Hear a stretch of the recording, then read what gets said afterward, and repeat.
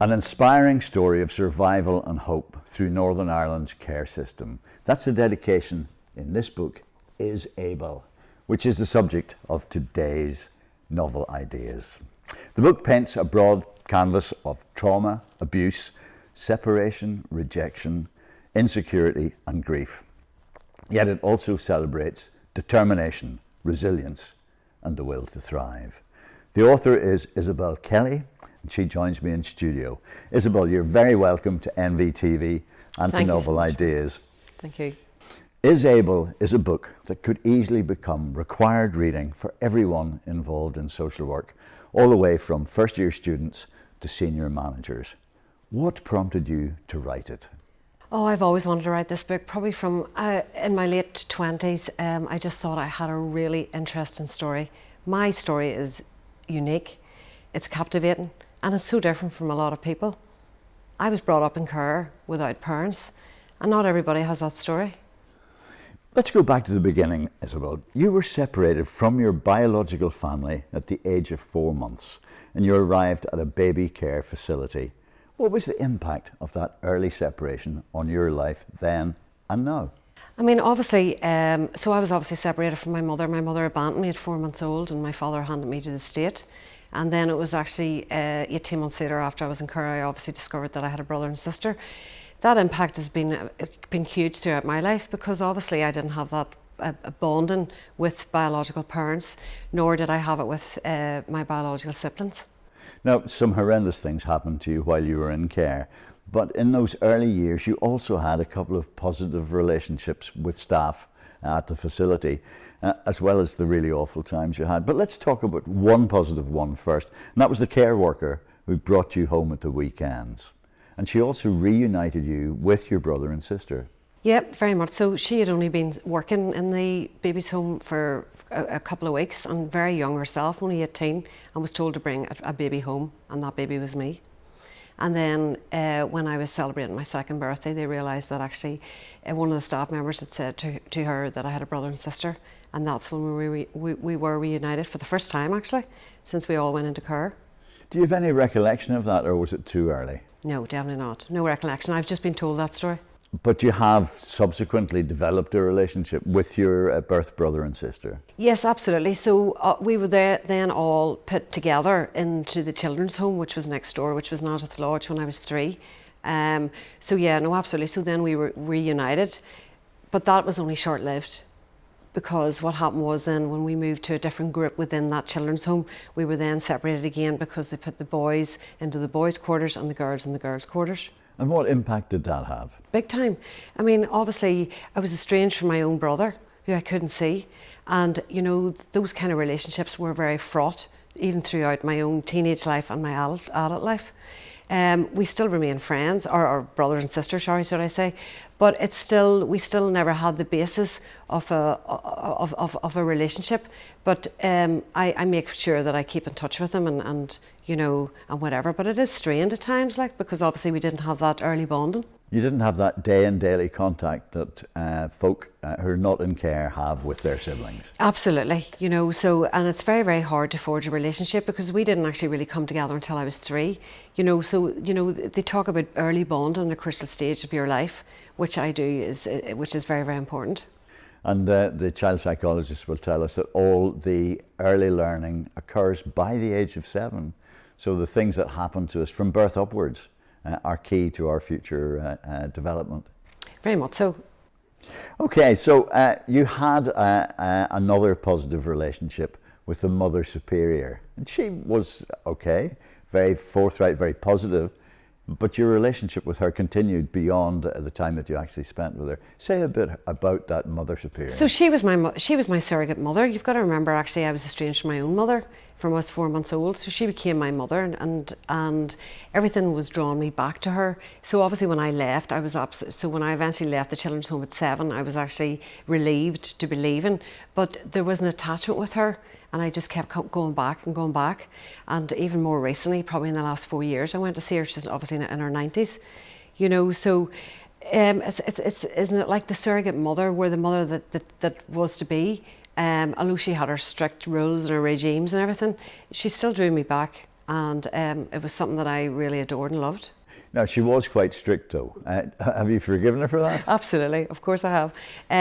Yeah, no, absolutely. I mean, I suppose when I look back now with maturity and think, you know, she had to be strict then anyway, and you know, and well, there was a certain abuse there, but you know, because there were so many of us and we were so young, and she, you know, she had a lot going on.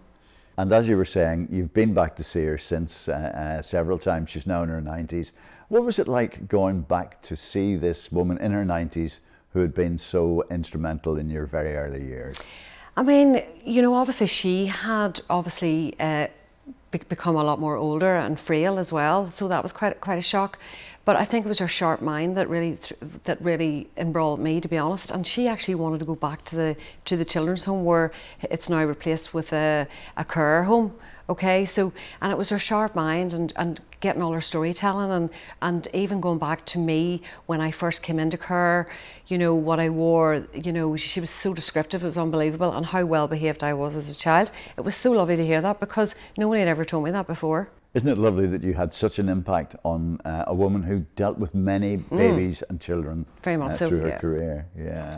Yeah, very much so. Absolutely positive experience. But you did have a flashback when you went to Nazareth Lodge with the Mother Superior. Yeah, no, absolutely. So I was driving up, and you know, I was trying to think where all the buildings were, where the trees were, where the lane was. You know, the lane was still there, but actually with the actual buildings themselves, because obviously it was replaced with children's home. But I mean, it brought a lot of bad memories back to me, to be honest, because suppose when I left Mother Superior, I'd gone to another group, and things did change dramatically for me. So of course, it was I mean, obviously all those things that I was trying to put in the back of my memory, I was trying to visualise buildings and visualise outhouses, and obviously it had been replaced by the care centre, care home. Now we're going to move on shortly to when you moved into foster care, but there was one incident that you talk about in the book, where you left the home to explore, I think to see the tennis court, and you had a terrible experience there. If you want to talk about it, good. If not, that's okay. No, absolutely. You know, so obviously we were allowed out to play, and the tennis courts was out of bounds because it didn't belong to the grounds.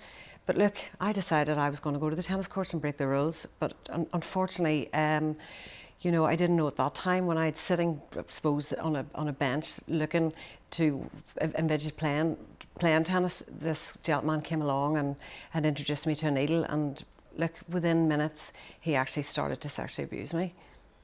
I mean, an awful experience at what, 5, 6, 7, what age were you? 6. 6, a terrible experience, which is still with you today. Yeah, absolutely. It's how you process that, and the biggest thing for me was, my secret was that I should never been in the tennis courts, so therefore I had no one to confide with. I was absolutely terrified to tell anybody, because I couldn't go back in and say, look, I was in the tennis courts, because I was more frightened I would get punished for that.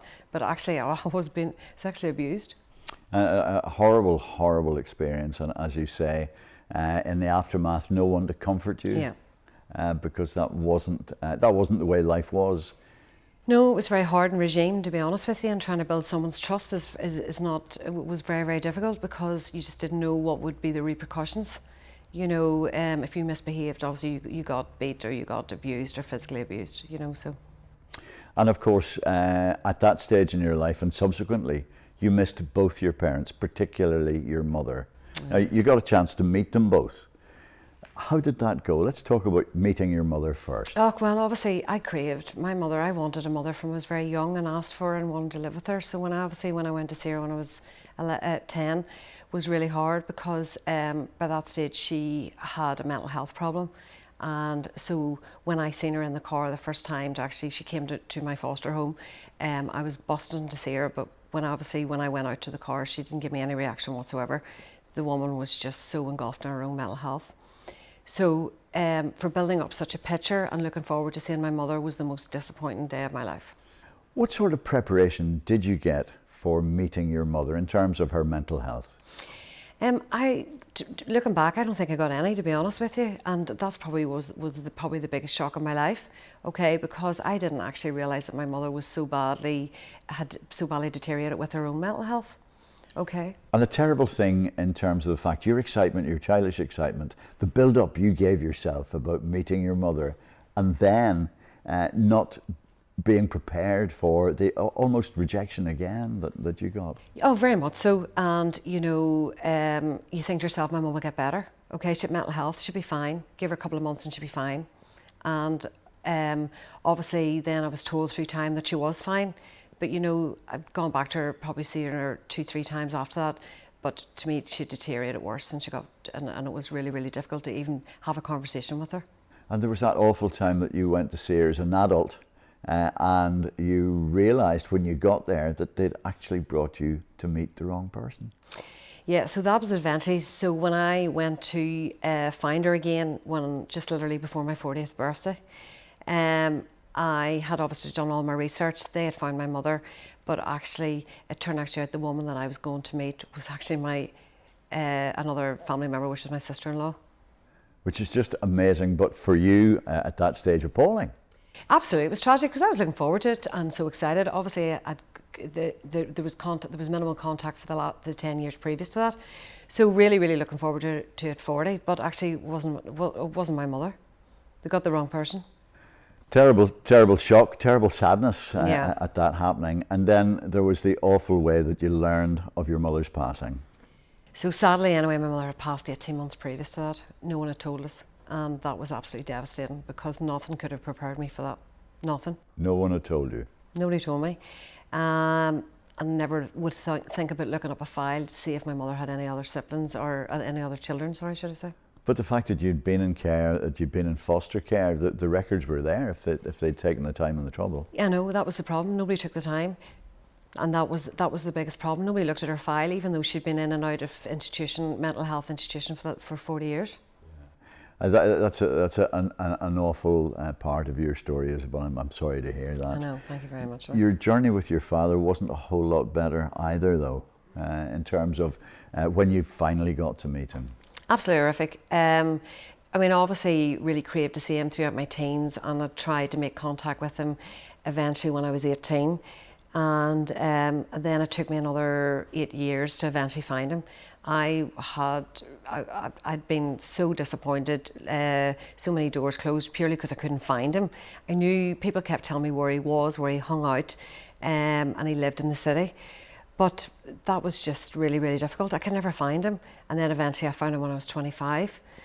It turned out that my father was down and out homeless by his own choice, was an alcoholic. And again, that really disturbed me quite a lot, actually. I mean, okay, you were 25, so slightly different to being a preteen or a teenager, but still a hard thing to accept and handle and recognise how to develop a relationship, or if that was indeed possible. Yeah, very much so. It's very hard talking to a drunk person, to be honest with you. And my father knew who I was and he cried, but there was no interaction, there was no bond. And even though I returned several times after that to see him, my father remained drunk, and he never, to this day, I never had a conversation with him, a proper one. That's really sad to hear and to understand. Your relationship with your foster family, though, was a whole lot more positive. Say a little bit about that. Yeah, no, absolutely. Very, very grateful to be fostered and be given the opportunity to be taken out of an institution, to be honest with you. And, you know, I thrived there and was able to do a lot more stuff, yeah. I mean, one of the things you did was to look after the younger children in the family, both the fostered children and the birth children of your foster parents. Yeah, really, I had a fantastic bond with some of the foster kids, to be honest with you, and then the biological children, really, that could have been siblings and cousins, really. Okay, they weren't mine, but I got very, very close to them and would have did a lot of stuff with them and taken them out places and spent a lot of time with them, and actually I still have those relationships today. Now, against that backdrop, you wouldn't expect someone to have done particularly well in life. You have done incredibly well in terms of a long-term loving relationship, fabulous children, and great business life as well. We don't want to tell the whole story of Isabel. By the way, where did the name of the book come from?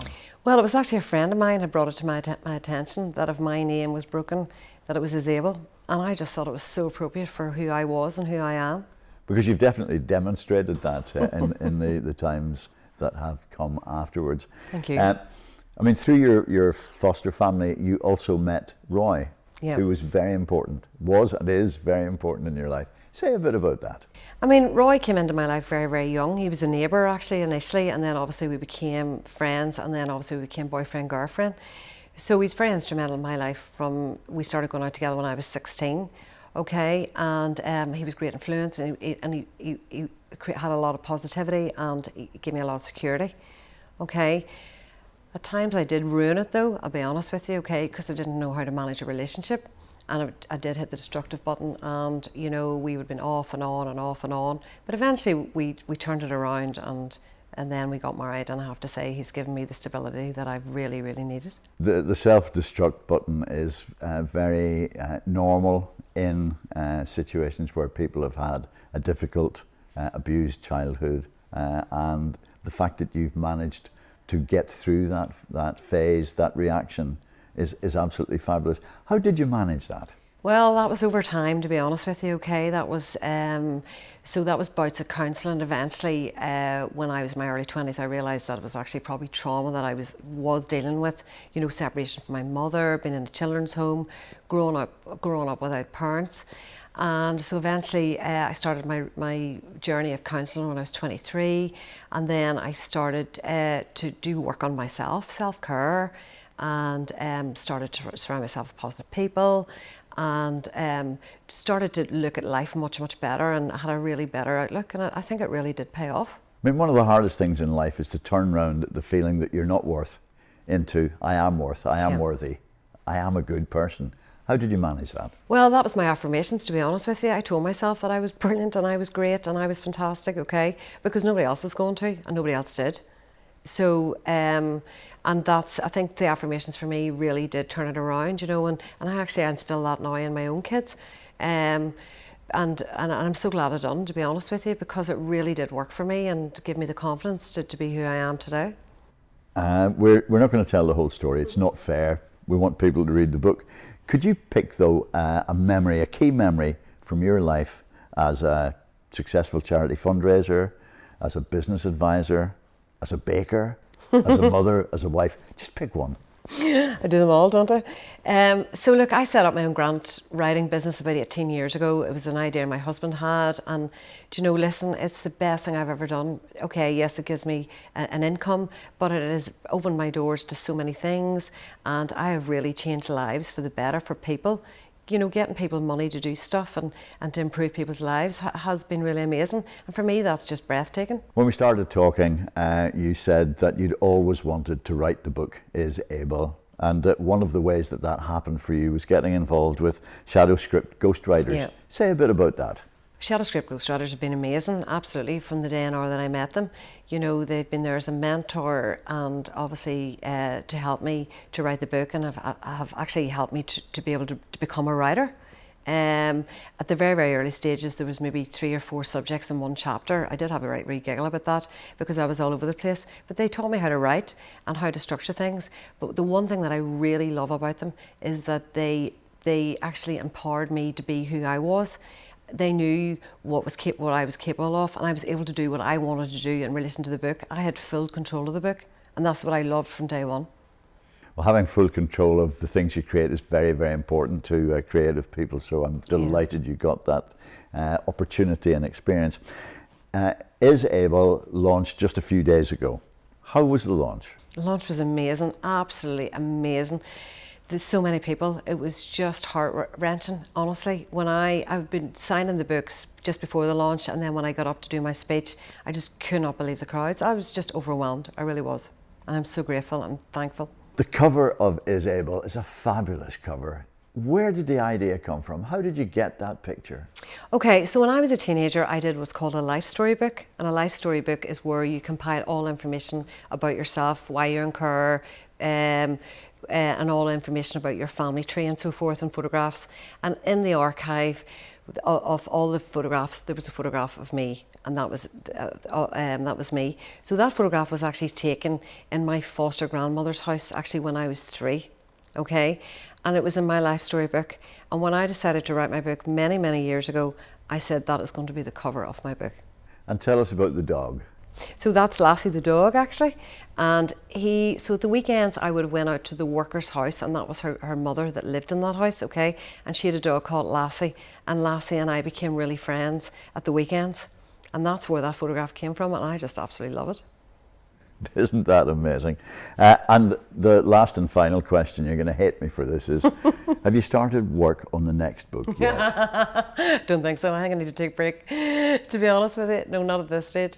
I really do need to concentrate on marketing the book, and that's what I'm trying to do. I'm trying to get it into Queen's and University of Ulster and bigger pictures. You know, I really am aiming for the sky, to be honest with you. At the start of this conversation, I said that this should be required reading for all social work students and practicing social workers. How are you going to set about achieving that? Oh, I've already started my journey, to be honest with you. I've already been in touch with professors and lecturers in both universities in Northern Ireland. You know, I'm not stopping there. I've got so much to give, and so much I need to get my book out there. I'm prepared to do like interviews or speeches to people, because I have the lived experience. I mean, it's been an absolute joy to spend this time with you today, Isabel, and just to say that copies of Is Abel are available from the usual sources. Just look it up on the internet and you'll be guided. Isabel Kelly, thank you so much for joining us today on Novel Ideas. Thank you, Mike. Thank you very much. Thank you.